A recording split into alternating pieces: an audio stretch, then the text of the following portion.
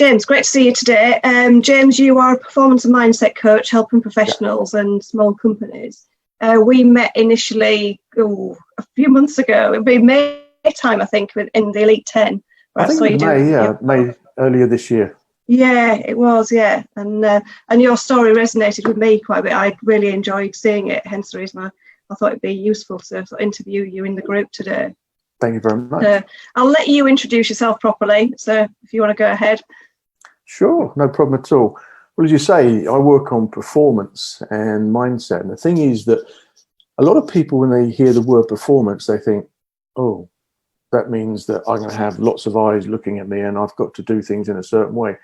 It's not really anything to do with that. It's more a case of how we actually do things, because whether we're going to school, we're in a job, running our own business, we're all performing.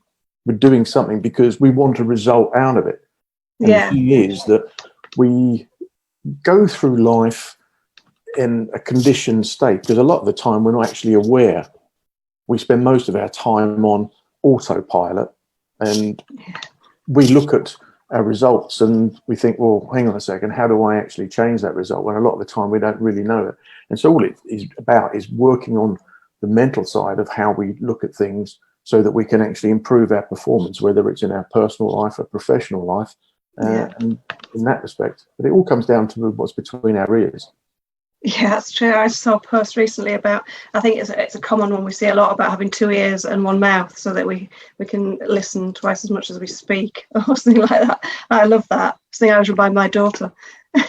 Yeah, true. Listening is an art form, to be honest, because we're so often, when we talk, it's to reply to something, because that's the way we've been conditioned, rather than listen to a situation and not just what's being said, but also what's not being said. What isn't the person saying? So what's the hidden meanings behind that? And when we look deeper into that, we can understand, but also ourselves, when we're listen to the way what we speak, listen to what we're saying. And so often people don't. And when I work with people, whether it's professionals or professional golfers, which I've worked with, that some of the guys, when you tell them or point out some of the things they've said, they look at you and think, did I just say that? And they're not aware that the way that they're talking to themselves and other people, and so they're just repeating this cycle. So what made you go into the sort of coaching world then? I've always been fascinated by, ever since I was a kid, when you look at sports people, because that's usually what kids do. I wasn't, even though I went to a decent school, I wasn't an academic. I wasn't, sticking my nose in books all the time. I wanted to be out on the sports field or in a swimming pool. And it was always looking at, why was one person able to achieve certain results versus somebody else? And we were always taught that it was, he's talented. Look at the talent he's got, etc. And so we go through life and we just accept that. However, when you look deeper into it, that there's got to be 3 different sides to it. There's obviously talent plays a part. There's also got to be the desire, but you've also got to have the mental capacity to want to achieve and find out that as you go along, you can have what's known as a fixed mindset, which basically the old adage is, is glass half empty or is it half full? And the thing is that a lot of people will look at a situation and think, well, I can't do that. So if they believe they can't do it, they're not even going to bother trying. And that's the mental thing, is that it's going to hold people back. Is they may say, oh, I'll try to do something, but there's that word try. They won't look at a way to actually physically do it, come hell or high water.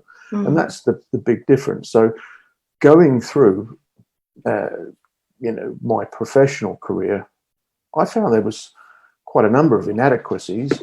But the thing is, when we look back at school, we're taught such an antiquated system.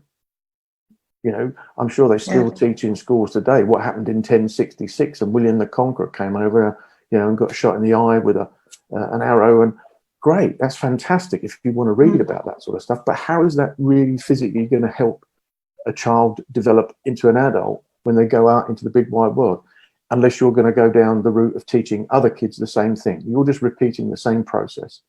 Do you know what? I never even thought of that. Yeah. That's such a good way to look at it. Yeah, sorry, go on. So all you're doing is just telling other people the same thing. How can they physically use that to help improve themselves or their lives or the people around them?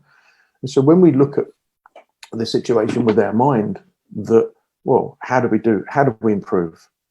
And I realized the inadequacies on my side were between my ears, the biggest thing. And so, okay, when we look, how do we develop? How do we get over certain situations? Because there are an awful lot of challenges and setbacks as we go through life. When we're kids, we think everything's perfect. There's Santa Claus this time of year, and there's, I didn't personally, but there's unicorns and fairies running around. And but there's certainly things like angel dust and fairy dust when you're putting money or kids put their tooth under the pillow and get the tooth fairy. So there's all those sorts of things. So we think everything's perfect. However, when we come out of into life as it really is, we start waking up and saying, well, that's not really the way I saw it. If we're not taught how to be mentally resilient to deal with situations, then we are going to suffer at some point a serious setback. And I was one of those that went through and found out, well, hang on a second, this is not working, that's not working. And then it just snowballed. And when that happened, you're not in a position to work with the mind. You start working against it. Yeah. That's when you're in trouble, because at the end of the day, it's going to win all the time unless you're actually taught how to work with it.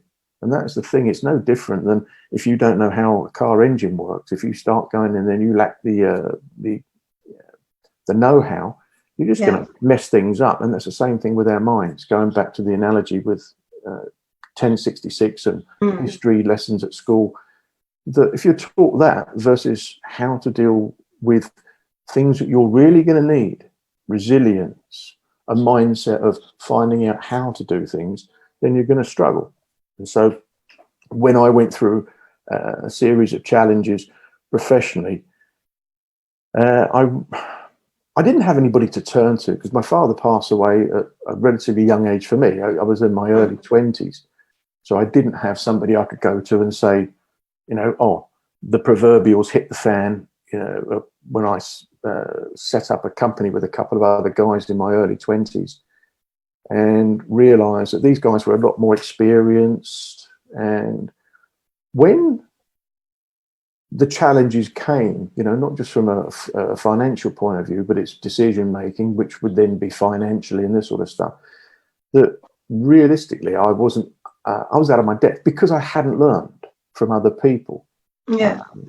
And when you then were up against people that are a lot more experienced, especially in the business world, that you find out you're lacking, you don't have a mentor, or we didn't back then really have mentors that were helping us. I had mentors that looked after themselves, and we didn't have back then, sorry, I should say, the personal and professional development that there is available today. It's something that was really lacking.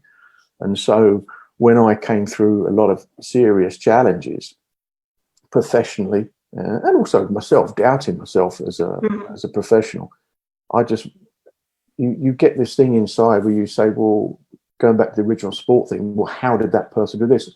Those sorts of questions just started coming up, which was, well, if that person is able to do something, or if that person is able to get through these challenges, well, why can't I? Where is it? And it's just these questions that are inside us. We will start, one of the old ones is, what's life all about? Which can get a bit deep for it, because we don't really know, and that's where the voyage of discovery goes, the journeys, they say.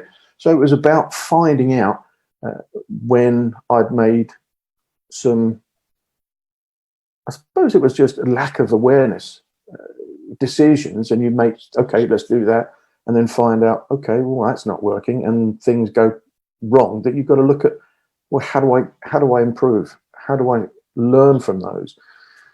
So that was where it took me. I was introduced to coaching, and I know people abuse the word coaching, They really do. They have a lot of people, and this is not being disrespectful to people, because there are an awful lot of people out there claiming that they're coaches when they're not.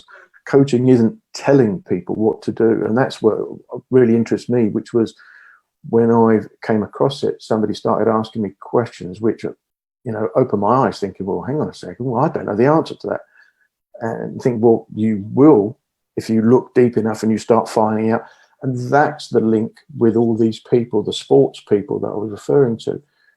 Right. Muhammad It's Ali. interesting you said about coaching not being telling people, because I see it a lot. I've had clients come to me recently, and it seems to be coaches around the sort of the network marketing scenario, that they seem to be telling these guys what to do. They do a lot around mindset, and I hear that a lot, that they're being told, you need to do this, you must journal, you must do this, you must do that, and people don't know how to do these things. I think as coaches we're here to guide and support, as you said, plant the seed, but actually it's for that person to develop themselves and grow. Yeah, exactly. And when you look at, when people say, let's take for example golf, because that's something that is very close to my heart and a passion of mine, that when somebody says, oh, you go to a golf coach, now you're going to a golf instructor.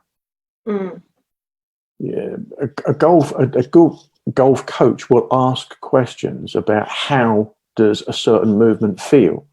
It's not telling that person. That's an instructor, which will instruct somebody to do a certain thing. So we're going back to the coaching analogy. When you ask somebody the questions that are really going to get them to think about, well, do this, do that, I can't give you an experience. You have to go through it. So then what I use, but it's called the FEEL system, which is FEEL, first-hand evaluated experiential learning. All right. Is you can only learn if you've experienced it yourself. Yeah. So that's where it comes into the situation about asking people the questions that's going to get them to think. Going back to the analogy I was using earlier with sports, say, for example, Muhammad Ali, when as a kid watching him as a boxer when I was very young, that when you looked at what he was doing, he would find a way to do something. It wasn't a case of somebody telling him what to do. He decided what he wanted to do, but then would go and find a way to do that. And that's where it took me down the lines of, the sportsmen. What made the top sportsmen different? And they're no different from the top people in sport or the top people in business. They have the same sort of traits. Is that they want to achieve something and they're going to go and find a way to do that. And it's not necessarily going to be on their own, because that's a load of nonsense. Nobody does anything themselves. Helen MacArthur going around the world single-handedly, amazing feat, but she didn't do it by herself. Yeah. She had to have backing, she had to have finance, she had to have people help the boat. There was somebody on the end of the radio if there was danger, and all these things. So it's the same with the other sports people, is that they wanted to do something.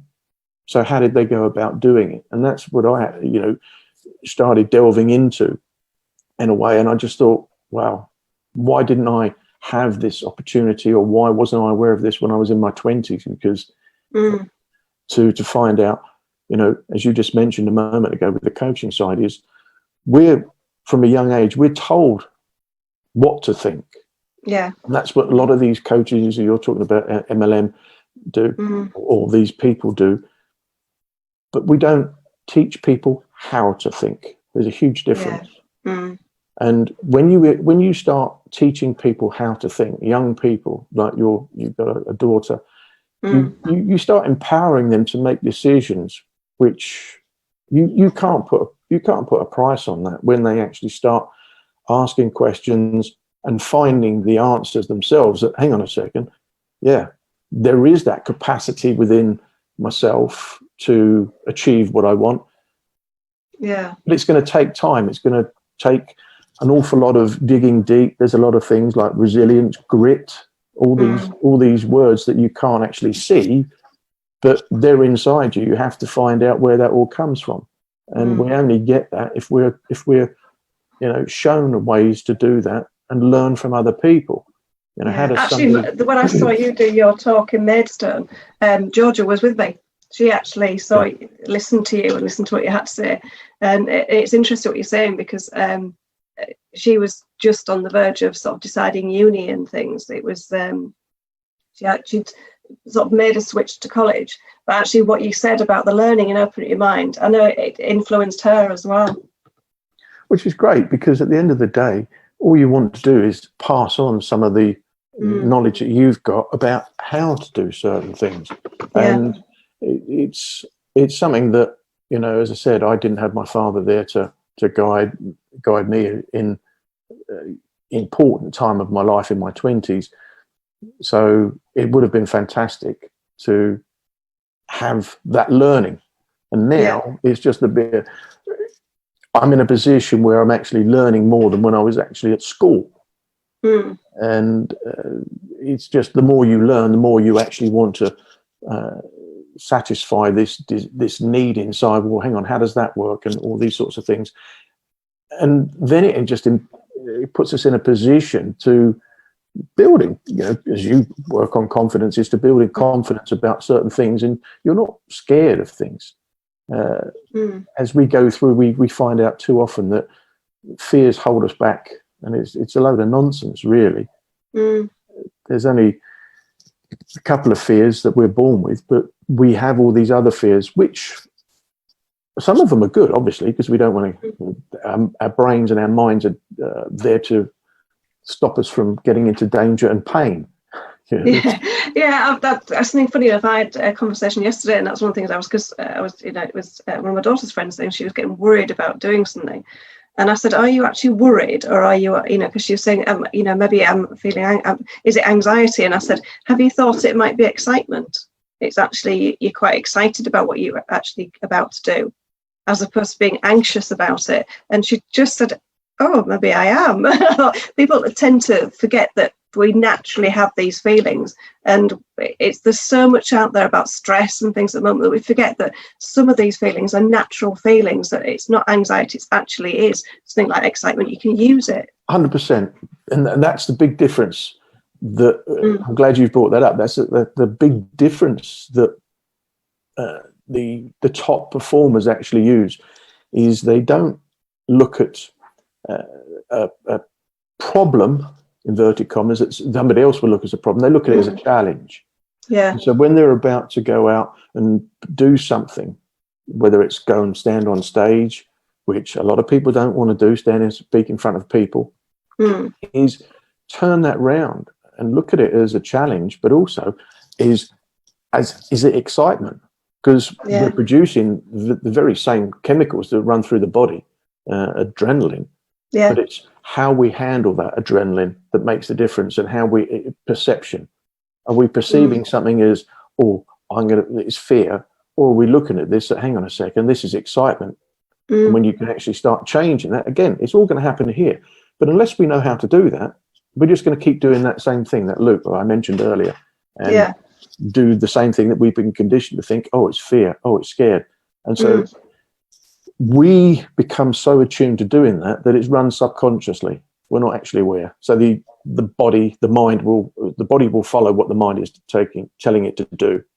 So when it sees something, we're going to have an automatic response to that, release the chemicals. So the body just starts feeling all these chemicals going around. It has a reaction to it, and we don't control anything unless we decide that, hang on, I know what's happening now. I recognize the signs, and this is what I can do to change it and be in control. That's what I was talking about earlier, working with our minds rather than working against it. And that's when you mentioned stress and anxiety. You'll see people getting angry on a golf course, for example. You see guys going and bending clubs over their knees, or thumping putters into the green and this sort of stuff, because they're not actually in control of their minds. They're reacting to a situation rather than taking time out and just thinking what's actually happened there. And when you mentioned a few minutes ago there about your daughter, about the excitement side of things, is that if we look at a situation, say like the excitement, and we can actually make a decision, we've got to keep doing that to the mind so it becomes a habit. Does that make sense? Yes, absolutely. So that then it's not an automatic response that we're fearful the whole time. because that's what we've done, is everything. As soon as we see something, or we've been conditioned to believe something, we then automatically go into that same loop. But if we can just stop it, even for a few seconds, that breaks that automatic habit. We can then start implanting new habits. But again, that's one of the things I had to learn over the years, which, because I've been conditioned myself, like everybody else. So did you use sport then? You use sport yourself? You used because you're a golfer as well, aren't you? So did you use the golf in that respect for yourself as well? Yeah, well, it's one thing I've never really got uptight on a golf course. I spent, 5 days a week in a high pressure environment, working in London and overseas, traveling around, making sure clients were always happy and this sort of stuff, to the detriment of my own family life. And the thing was that it was an escape for me. So when you're going out there and you're working on concentrating and playing in a game that is a really, really tough game. We're talking about very small margins, millimeters, and being in control of a tiny little ball. The slightest bit of anxiety and aggravation that we feel internally is going to be exerted out there. Going out onto a golf course, when I've been working all week long, the last thing I want to do is start throwing clubs around and getting uptight. And I was looking at other people, just thinking, you're all supposed to be out here having fun. And I know that may seem the simplistic side, but it really is that simple. It's just a choice. We have to look at, how do we go about doing it? And as I say, it made so much sense when I started looking into self-awareness and how we can actually control things with our mind. But it's just the same thing out on the golf course. And so it was just a natural progression. So what's the biggest challenge you see in people now with the people that you work with?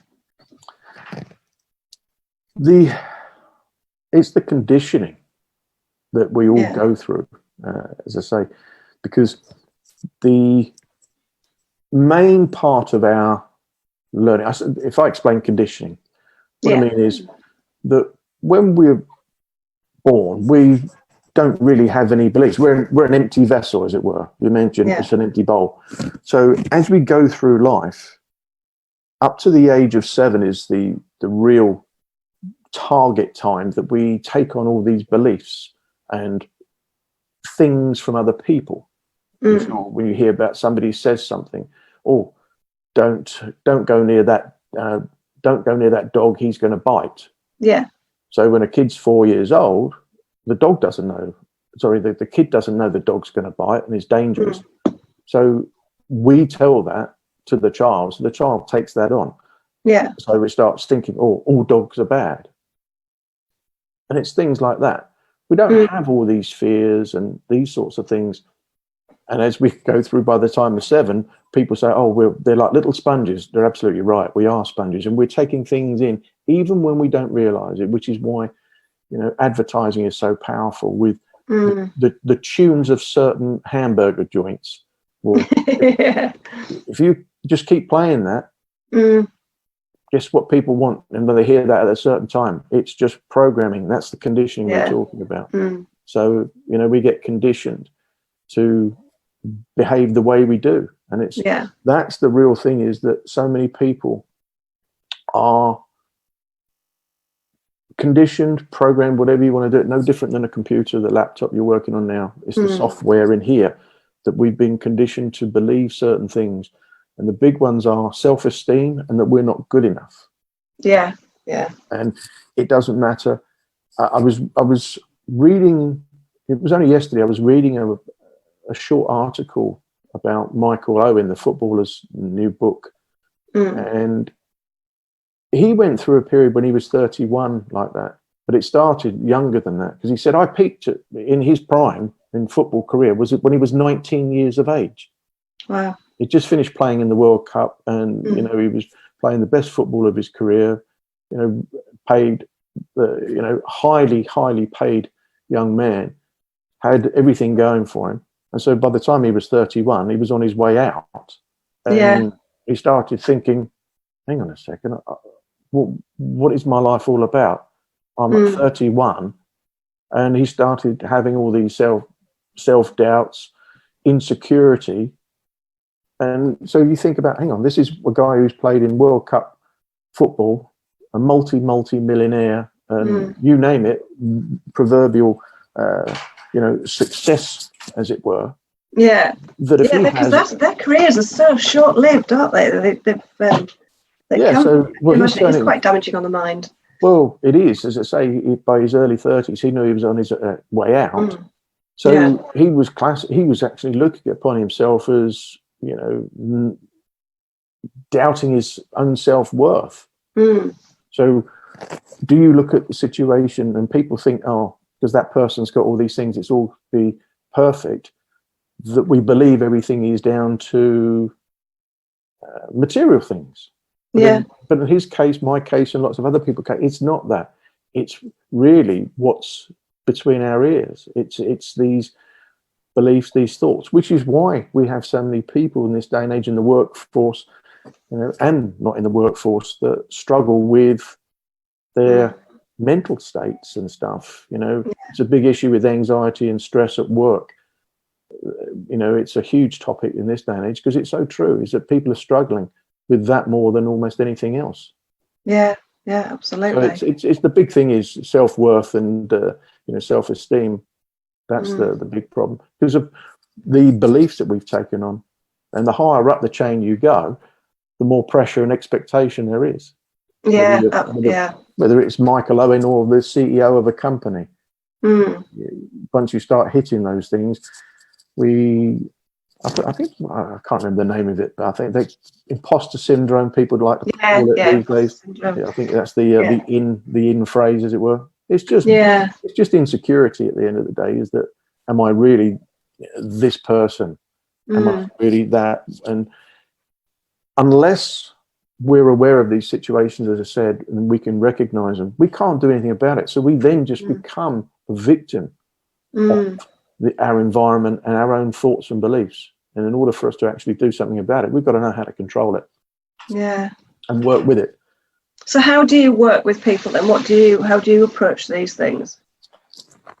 Well, first of all, you've got to find out what the person is looking to achieve, where they are. Where I've worked with golfers, as I said, I've worked with professionals, people that run their own companies, CEOs. And you have to look at where the person actually is. And it takes time. It's not done like a 5-minute conversation. Because people... The power of the mind, if you go and ask somebody, the analogy I used a minute ago is, get somebody who wants to come up and speak on stage. I'm not doing that. People don't, because they're so scared of it. It's the same way. Unless people know you from a professional point of view, then they're not going to open up to you. And that doesn't happen in 5 minutes. Because the way the mind works, the mind, as I said earlier, wants to keep you safe. The mind... You're going to get that little voice, and it's the same voice that we all have. And when people are saying, I don't have the voice, it's that voice. It's that one that casts the doubts. And, for example, it will say to you things like, don't talk to him, look the other way. Look the other way. He's going to make eye contact with you. When he does, you're going to be in trouble.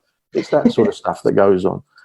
It's that thing that when people come into a room when you're actually doing a workshop or something, and they all sit at the back. They don't want to go in the front row. Exactly. They think that you can't see them. They don't want to go in the front row. And when, that's what I say, is if you actually look at them, they get that voice there. Look at the wall. Look at the wall. Just look at the ceiling. Or look at your feet. And it's that sort of a situation. So it takes time to get somebody to start opening up. What are the challenges? So when you look at, okay, this is where you are. Where do you want to go? And what's going to stop you? What are the obstacles that are going to stop you from actually achieving what you want to do? And that could be anything, whether it's in business, you want to get a promotion up to board level, or you've got somebody who's just going to be taking over the CEO's role and hasn't been in that position. And when the actual time comes, they can't handle it. They have insecurity. And the big problem is ego. Is that the mind again will start working against you. by saying things like, you don't need all that, don't go near that, you're fine as you are, because it doesn't really like to change. The mind doesn't like change. We're quite happy for it. The mind's quite happy for us to go along as we are every day and sit in front of the TV and have a nice cup of tea and everything, put our fluffy slippers on and think everything's happy. It doesn't want confrontation. And that's what it's going to see, is if we start having change, it's going to put its habits out of position, and it doesn't really like it. So it's going to try and fight in that sort of respect. And that's where the ego comes in. Unless you can actually, somebody is willing to think, hang on a second, going back to the sports analogy with Muhammad Ali, where he would think with the mindset is, well, how do I win? How do I do that? I want to find a way. And it's the same thing. If you're a golfer or if you're running a business, is, well, if I say I want to earn X amount, or we want to open up 4 more offices, they're not going to do them they're not going to do it by itself. You've got to make a decision, right, that's what we're going to do, and then find out, how do we go and do that? Or if you're taking over the role as a CEO, what do I need to know? Where am I lacking, basically? And that's where the ego comes in, when somebody isn't prepared. I can do that. It's not a problem. And when we do that, that's when we start having the problem, is that we really have to look in and see, where are we lacking in order for us to fill that gap. It's great working to your strengths, but the problem comes in when your weaknesses are more powerful than your strengths, if that makes sense, because they can outdo all your strengths if you're not aware of them. Do you think as well, this is when you find with people that instead of sort of building a good team around them, as you talk about the ego's taken over and it's gone, do you know what, I can do this by myself. So they don't build that support network around them. So you have got that mentor, you have got somebody to bounce off. As you said, that the ego has taken over until they reach that point. They go, actually, I can't do this on my own. Well, exactly. And it all comes back down to self-awareness. And when we start looking at, go inside ourselves and start looking and asking those questions, again, the answer, the quality of the answer will depend upon the quality of the question. And when we start asking ourselves quality questions, then we can start looking for those answers. And that's the difference in mindset, when somebody that wants to improve and wants to go up to the ladder, rather than just being ego driven and think, oh, well, I'll wing it and this sort of stuff. And the thing with that is that, as I said, the ego doesn't really want us to improve in that respect, because it's controlling everything. It's scared. And that comes down to our beliefs that we're going to get found out, rather than, hang on a second, well, I'm quite willing to learn. And in order for me to actually improve, I'm going to have to learn. I've got to find out where my failings are. And when you do that, you get somebody who's far more open and says, okay, do you know what? I don't know how to do these things. Here's an example. Henry Ford, when he started the motor company, everybody thinks, oh, yeah, it's super successful. No, there was lots of challenges and problems and all sorts. But he surrounded himself with people that had all the answers that he didn't know. He said, what's the point of me employing people that know everything I know? That's a bit stupid. So the end of the day is, pay people that can do something a lot better than you in lots of different departments. That's the whole idea. And when you start trusting people that can do, their work and whatever they need to do, whether it's in research and development or whether it's on the shop floor or anything, don't be scared of letting them rise to the top, because then they're only going to trust you even more and respect you, which is going to bring in loyalty. And guess what? You start improving productivity, results get better. And this is where a lot of companies, they're more willing to spend a lot of money on advertising, brand, and all these, and the nice colors and this sort of stuff. I mean, BP did that years ago. They spent a couple of million just changing the slight angle of their little BP logo, rather than, why not spend money on things that really are important? And so many companies do that these days, is let's spend millions on learning how to use certain parts of social media and X, Y, Z, rather than on the important things, i.e. their people, their most valuable asset, their people. How do we get them to think better so that they're in a position to, handle and deal with anxiety and stress and everything I think people in general, they forget how important they are as people too, though, don't they? I think it's not just in companies, it's us in general. We lose that value on ourselves sometimes, that actually we do need some support, we do need some help, and it's there, if you ask for it, and people don't do that. They, I know myself, I was, trying to cope with everything on my own. And hence the reason I fell over was, I believe that I had to fight for everything myself. And I agree. I agree. There's a guy I used to work with, and I won't go into the details. And I'm not sure if I can say I won't say rude words. No, you're fine. We're in a men's group, and you won't offend me. One of the things he used to say was, like you're talking about there, was you've got to ride these bastards, which meant everybody. Yeah. Is don't trust anyone and just keep going on and don't take anything they say and just keep on top of them and I thought it was only a while after that I realized, I'm just thinking that your environment is so important, i.e. to have a good environment. You're talking about there a support system, is because you'll have things like this, and I was being taught the same rubbish that this guy's talking, so you just repeat that circle, and you've got to have a network of people that you can trust and that are going to help you get out of that situation, rather than, you were saying there a few minutes ago, you get in a situation and we're again conditioned to be scared of certain situations and not value ourselves. Guess what happens? As you say, we fall over because we can't take the stress and the anxiety that we're put under the whole time, this expectation, rather than having a system and systems and strategies that we can implement to look after ourselves and have the same thing at work, which is going back, it's not me trying to plug what I do for my business, but I wish there was more people out there to do this sort of thing, so that companies can go, do you know what? Let's spend a little bit of their budget money on helping people. And I'm not talking about these silly paintball type no, that is so team building days. No, it doesn't do anything. It doesn't, because all it does it means you've got 12 people ganging up on the bloke they think is a complete tosser. And everybody comes in, they've got no paint on them. The one bloke's got how much paint? Look like he's been to D&Q or something. They've thrown paint all over him.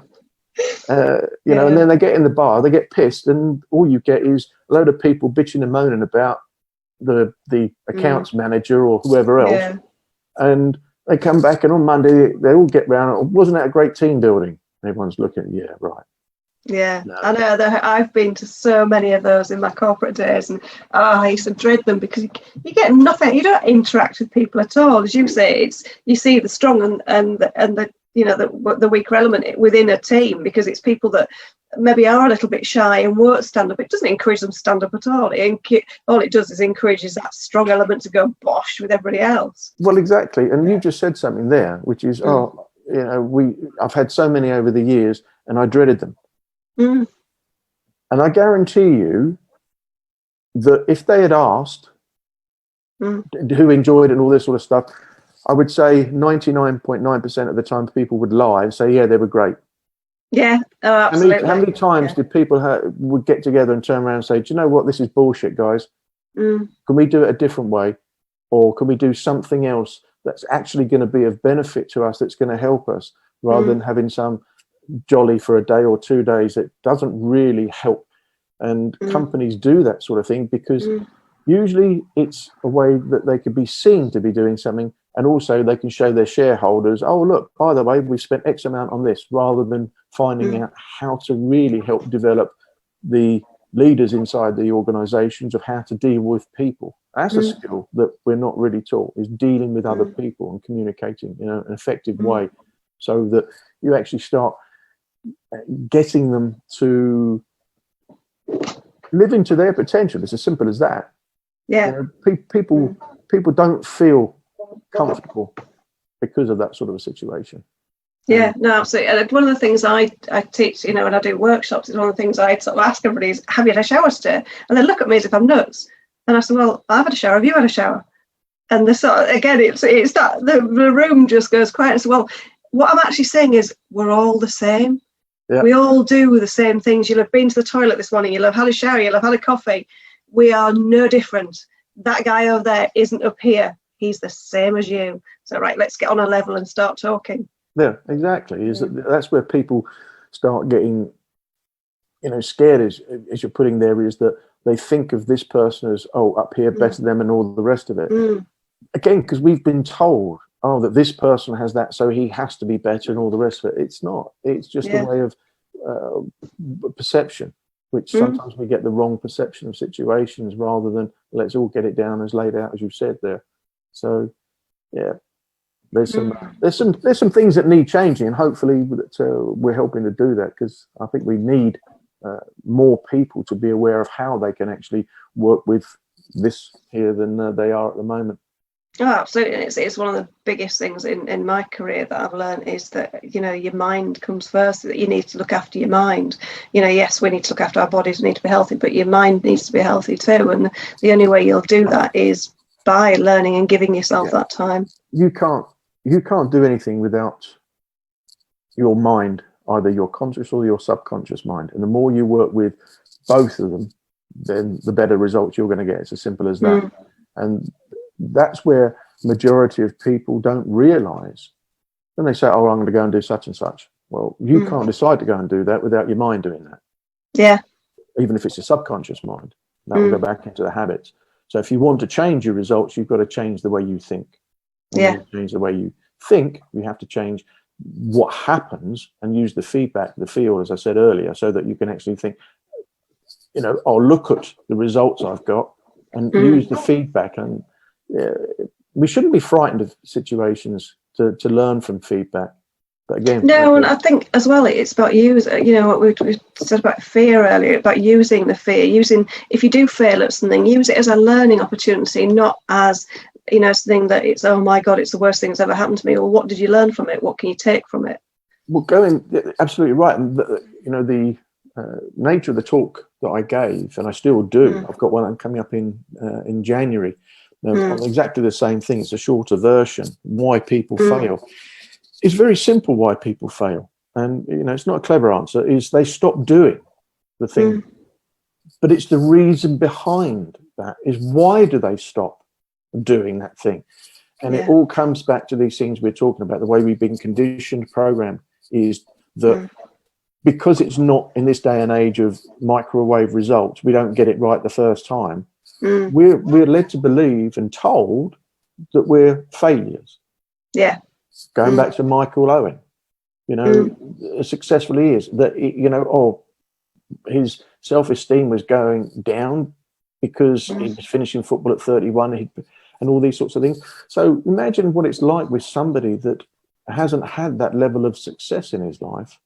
And that's why you see these young people going homeless on the streets and, you know, failing in life, because their self-worth is so low because they've been told that they failed. Well, no, it's making a mistake. There's a huge difference between failing and making a mistake. But we care too much about what other people think. Yeah, we do. Definitely. But the truth is, most people have got too much shit on their own plate to worry about than worry about what you're doing. And it's only the sad ones that spend time, you know, picking up on other people's, because they've got nothing else to do themselves. They obviously don't. They're insecure themselves.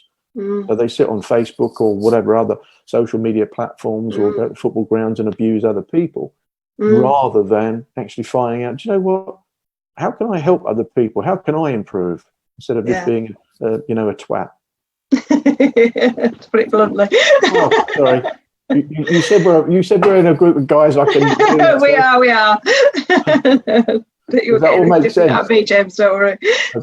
No problem, Sally. Does that make sense? Yeah, absolutely. That's brilliant. Thank you so much for today. Yeah, right. That's brilliant. Thank you so much for today, No, James. welcome. It's lovely to see you again. And thank you so much. And you're very welcome. And I hope people have got some value out of it, because at the end of the day, anybody that says that they don't, get some sort of doubt and insecurity about something at some point is either already gone to upstairs or he's telling Paul. Yeah, it's totally we all delusional. do, but it's just a case of how we handle it that is the key to it all.